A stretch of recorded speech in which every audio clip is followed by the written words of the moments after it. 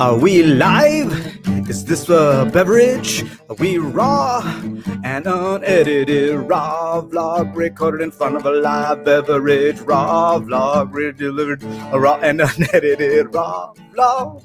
Raw vlog, raw vlog, raw vlog. Raw vlog, raw vlog, raw vlog, raw vlog, raw vlog.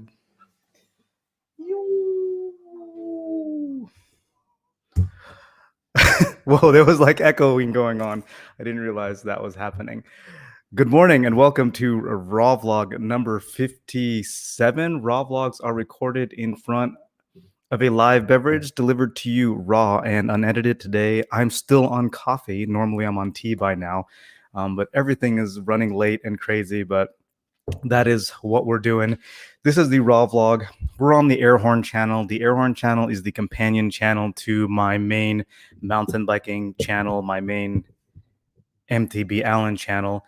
And over there, we have our riding videos. You probably already know this, reviews, trail guides, all that kind of stuff. And over here, we do mostly talking, we do interviews, and then we also have these raw vlogs and stuff like that. So that's a bit of orientation.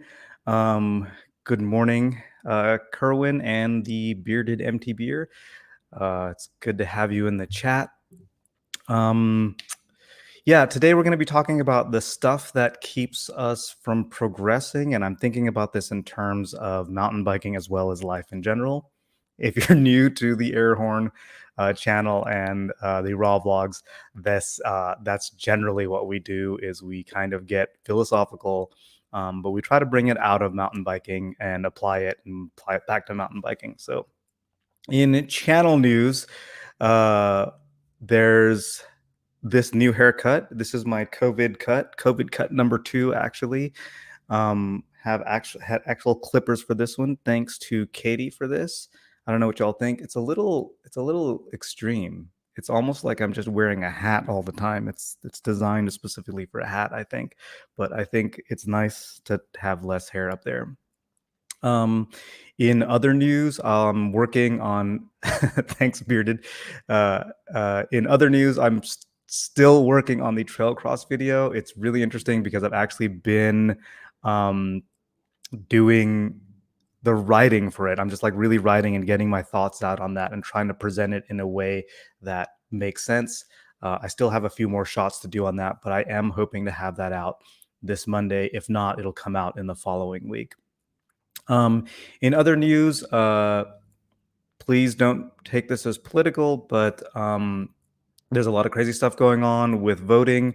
Just go out there, learn, and in general, protect the vote. I think that's kind of like the most important thing all of us U.S. citizens can do. Bearded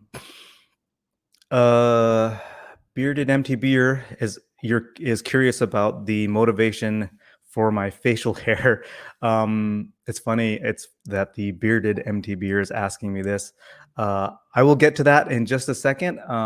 If I forget, remind me in the comments. But it's funny because I just came across something that reminded me of that the other day. So that's it for channel news. Our segment called Race Runs, where we talk about kind of race and ethnicity. All I want to say in this segment, our preamble here is that the concept of race in general is kind of racist if you look into the history of the concept of race, especially since, we did the human genome and found that like we pretty much have the human race. Anyway, in Race Runs today, all I want to do is point you to REI. REI has been an advocate for getting more diversity into the outdoor activities for a long time, and they've definitely stepped up their game recently. Not even that they needed to step up their game, but they've been doing even more and being probably just more public about it. But they've always been into getting more people of different ethnicities out into the outdoors, camping, mountain biking, rock climbing, all that kind of stuff. I think that's rad. If you don't already support REI, now's a great time to do that. What's up, Casey Rides? Good morning. Whoa, how did you do? Is that like a YouTube hang loose? I've never seen that emoji. Maybe I'm just new to chats. yeah, so that's it. Stoke of the week. In Stoke of the week, I tell you about my Stoke of the week, but I also share your Stokes of the week. So this week, if you have a Stoke of the week, something you're super stoked on this week, put it in the comments and I will read them next week. So we've got a couple today. We've got some that I'm going to read out. I'll start with mine. My Stoke of the week this week. Actually, let's start with y'all. Stoke of the week from Mr. Manny, finishing up my first frame build, which will be a mixed wheel mullet bike. That's freaking rad. Currently waiting on the 27.5 items for the rear, as most of the parts are coming from a 29er. I knew it was a long shot, but asked my local shop if they had a 27.5 wheel collecting dust. Turns out one of the bike mechanics, I like that you capitalized bike mechanics, has a used pair for sale. The mechanic agreed to loan me the rear wheel and purchase it if I decide to keep it. Super fortunate to have this kind of support from my local bike shop. Looks like my new bike day will be coming sooner than expected. That's rad. That's rad on a couple of accounts, because you got your mullet bike. First off, that's like there's like three, like you've got like 3 points there, which is like mullet bike. That's freaking cool. I haven't tried that yet. I want to try that. You've also gotten to put it together sooner than you expected, and then you had a rad local bike shop support you. So heck yeah. Kerwin Warren. My Stoke of the week was from Thursday, when I went out on an after ride work and had to race the sun back to my car and got some good pictures of a sunset at the top of a trail. That's cool. It kind of reminds me of the Outsider MTB's appreciation stations, of like taking that moment to get out there and just appreciate that you're outside.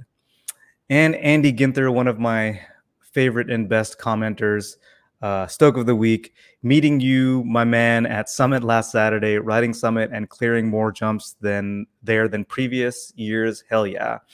I'm generally harder on myself in my head than the trail is on my body, but the I suck frustration does heal quicker than a cracked rib. That's true. Yeah, Andy and I have like gone back and forth in a really positive way in the comments for a while, especially here on the raw vlogs.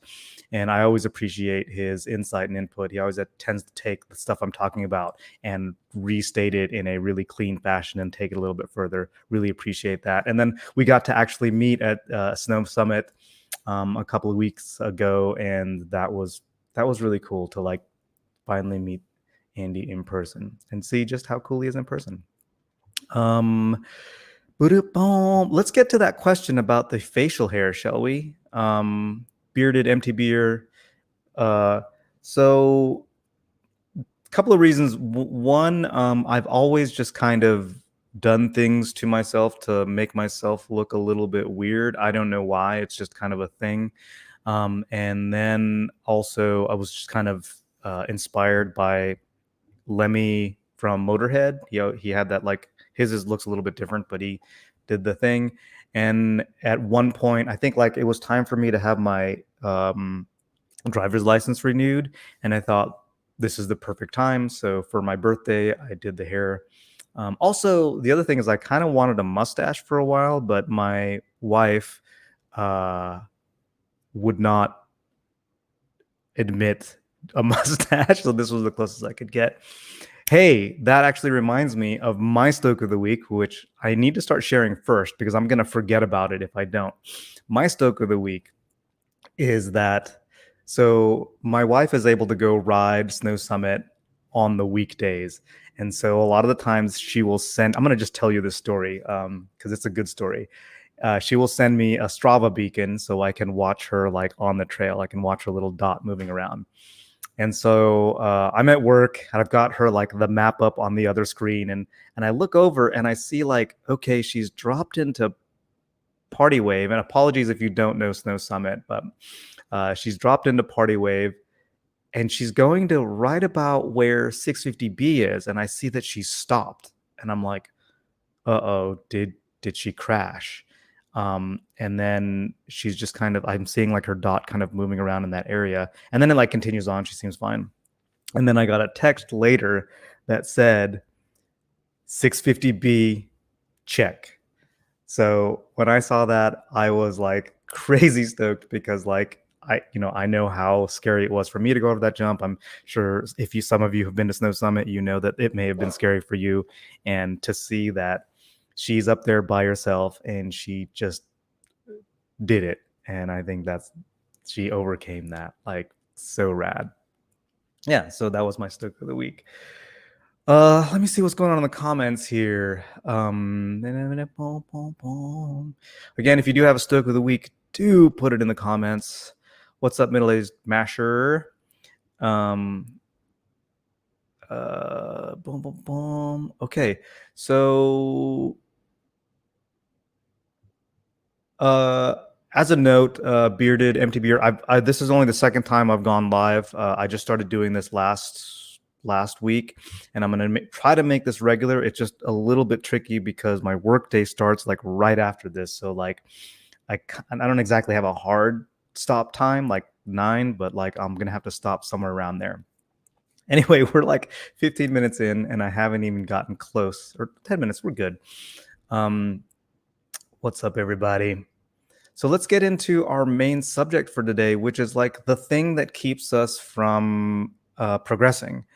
And if put basically, it's fear that's at the bottom of that. But I think like we can really unpack that, right? There's a lot going on there. I think there is fear of failure, and there's the real fear of like getting injured or having like real consequences. And I think that's like legitimate fear. But I think there's this whole other aspect of this thing that we fear. And I think like it is a deep rooted fear in humans. And that is the fear of, for lack of a better word, embarrassment, for fear of losing status, right? We walk around and we kind of have these statuses. And I think we unconsciously kind of rank ourselves with each other. And one of the things that like just is like hits us in the gut, makes our faces hot, is feeling like we've lost some status. And so when you're out riding, and like bike parks are on my mind a lot because I'm like, that's mostly what I've been riding. You're really visible. And so, I can think of an example of like at Snow Summit, there's Muscle Beach. And Muscle Beach, if you don't know, is a series of jumps, just right in a row. Each one is different. And there's like this main jump that has a tombstone, and people hit it and just get huge amounts of air. And you see some people doing some really awesome stuff. I know Dylan Stark has done like freaking backflips on that thing. Point being, it's also a place where people go and sessions. So you'll have a bunch of people in full face helmets just standing there. So you have an audience coming through there. So if you're not good at jumping, it can be really intimidating. But why is it intimidating? Yes, there is the real fear of crashing, and that's like legit. And you want to like take the time to make sure that you're doing what you need to do to have the skills to even start jumping, to come off of lips, to land on the backside, handle all that kind of stuff. That's all like legit stuff. Going into like those kind of things though, where you're going to be judged, like I know for me, I've been afraid to try to learn new techniques because in that moment you're doing something that is unfamiliar to you, it's uncomfortable to you, and you can end up looking like you just don't know what you're doing. Because guess what? When you're trying something brand new, you don't really know what you're doing, and you're trying to learn what you're doing. And having to do that in public, in front of people, is like, I find like for some people it's more scary than getting afraid of being hurt. Because if you think about, if you're by yourself, you don't feel that pressure, you don't feel that kind of tension.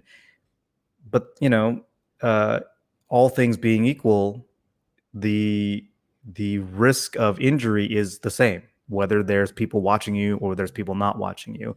And the difference is in your head. If you like let it stress you out, yes, you're going to be more prone to crashing, more prone to accidents. But I think, as for the benefit of this conversation, I look at how that fear of loss of status, whatever status you have, even if you're just like have like a low amount of status, the fear of losing that by looking dumb or even crashing in front of other people can kind of keep us from thanks middle-aged master, but it can kind of keep us from um moving forward. And if you saw the video on me getting coaching, of taking the coaching onto the trails with Kevin Aiello, remember the part where I was just feeling awkward. And I didn't talk about this in the video too much, but riding down Turtle, right, which is the blue trail, which is the trail like dads take their like sons and daughters on, um, riding down that and feeling weird and being in this other position, that I was legitimately embarrassed. I like rode past somebody and they recognized me. And when they recognized me, I was really tempted to go back to my old ways of riding because I was comfortable there and I knew I could go fast. And I didn't I didn't want to be going slower than I normally do. Um, isn't that ridiculous? And like here I am, I'm out there trying to like improve myself, but the fear of like losing a bit of status to one person on the trail who recognized me, made me for a moment question everything I was out there doing. And I'm like, I didn't make a deal with Kevin. Like I was paying like money to get that coaching, but I was willing to like sacrifice that. It's just kind of funny. Now, the other thing that's kind of like can happen in terms of like your status getting knocked down is the fear of getting corrected. And that can be, like coaching, like that can be uncomfortable because you are getting corrected. You're paying to be getting corrected, but you're still being corrected, and that can be uncomfortable. That can happen in comment threads. That can happen in conversations. It's like you take your position, and the fear of moving from your position like feels like you're losing status, and we can get all butthurt about that. And in terms of mountain biking, like I was the guy who was like, you know what, when you have your settings set, that's it. You don't have to do anything else. I don't care where you're riding. That's what you do. Set it and forget it. And now like I've kind of like changed my view on that. It was kind of easy for me to do that because it was coming from Kevin, but I always knew other people who were always messing with their settings, and I was like, I just look at him like, dude, like what's wrong with you? Like why are you doing that?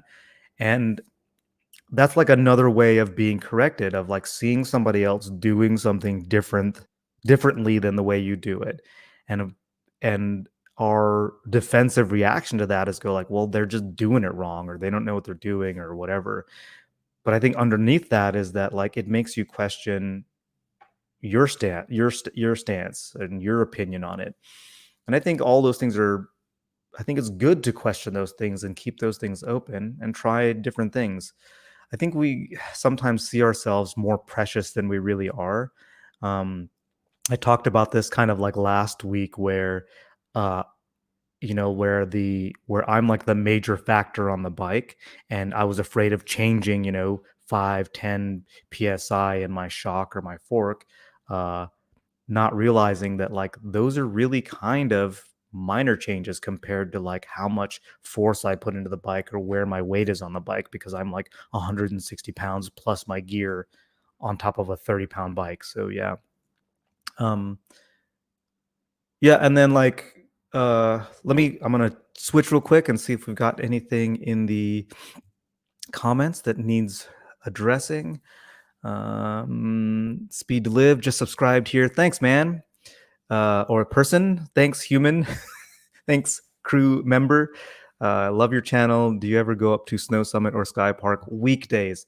I have a 9 to 5, basically kind of Monday through Friday job, so it's rare that I can get up there on the weekdays.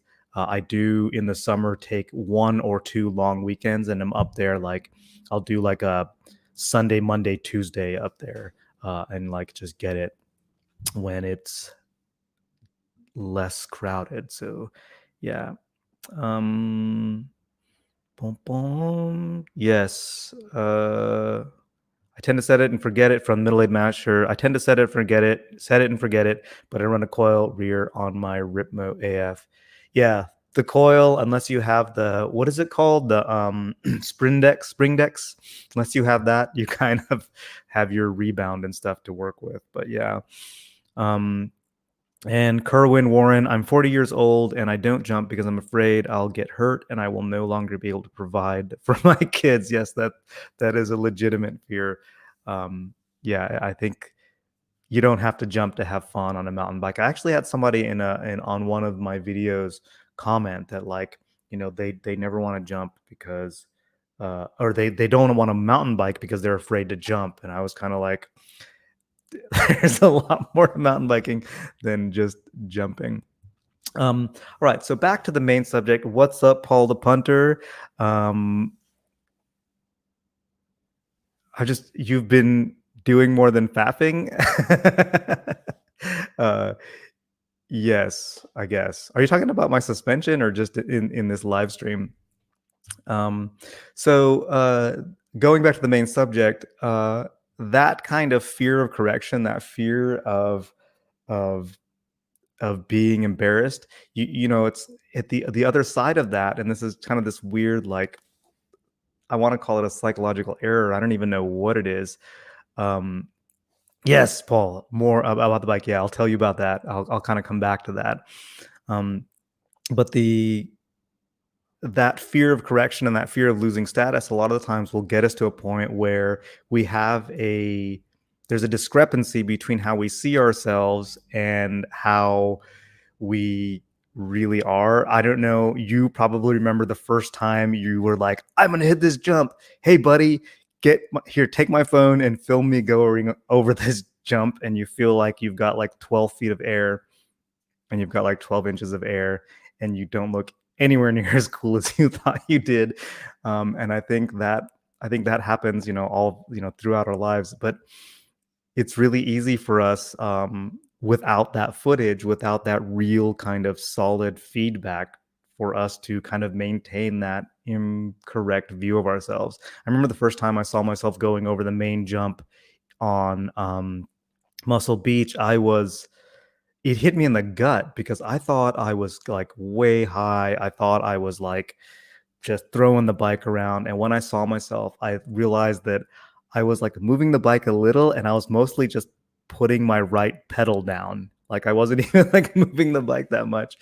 And like that was kind of embarrassing, like, to me. Anyway, so yeah, I think like that kind of discrepancy, like having to deal with that, and having to be confronted by that. And when it's like footage, it's way easier to do that. But when it's just like a buddy saying something or something in the comments, yeah. Um, yes, I've been doing more than just fapping with my bike. Paul, I had a coach work with me, and we totally changed my pressures. We totally, actually, my all my damping circuits were like way too shut down. So more air, more opened up, and the bike just feels way better. And I think I'm ready for another 5 millimeters down uh, on the stack height. Um, yeah. I think that's kind of the main stuff I wanted to get through in terms of the main subject matter. Um, yeah. So, everybody, thank you so much for showing up. I like to keep these things under about 30 minutes if possible. Um, let me see. Boom, boom. Honestly, the best tip I can share this is from Paul the Punter. Honestly, the best tip I can share is just follow the rebound recommendations the suspension manufacturer says. I agree with that. I think that's a great place to start. Um, and then I think when I worked with Kevin on this, he kind of was seeing how I was writing, and we kind of adjusted position as well. And what I find really interesting, is that the position on the bike made a huge difference. So in that coaching session, I did start changing like where I am on the bike a little bit and where I'm putting pressure, how high or low my hips are. And I found that, like, if I go back to my old way of riding, that suspension setup like doesn't work. It just doesn't feel good. But as soon as I remember those coaching tips, suddenly the bike is like it's back again. It's really interesting. Uh oh, Paul, I'm gonna have to just bring you on as a guest next time, maybe, huh? Because you're like, here's the other thing you can change your handlebar ride height with your rebound air and air compression. Yes, exactly. Like that's basically just kind of like the whole top front of the bike, like changing that where that sits. Because we think of sag, but really there is your dynamic sag, like as you're riding down the trail. Um, uh, your average sag is kind of another way to think of it, like where you're sitting in the travel as you're riding. And then Paul again says, so if you think I need to raise my handlebars, you might actually need to change your suspension settings to achieve this. It's nuts. Yeah, and that's kind of what I meant about like I might drop my stack height a little bit because I'm running a little bit more pressure in my fork now. So it's like the whole bike is actually just kind of riding higher in its travel now. So I'm just kind of adjusting some of those other things. All right, so that's kind of what we have today. Again, if you have Stoke of the Week, do share it in the comments. I know some of you shared your Stoke of the Week in the chat. It takes a little while for the chat to process, I guess. So if you don't mind, go ahead and copy those into the comments when you get a chance. If not, I'll try to find it in the chat or something like that. But it just makes it a little bit easier to get all those, and it'll ensure that I get them into next Raw vlog. All right, everybody, thank you for showing up. Thanks for your comments. Hope you dug it. And if you're here, you're probably already subscribed. If you've not, you should subscribe. Hit the like button, and I think we're gonna end the broadcast. How about that? Cool. Thanks, everybody. I will see you next week.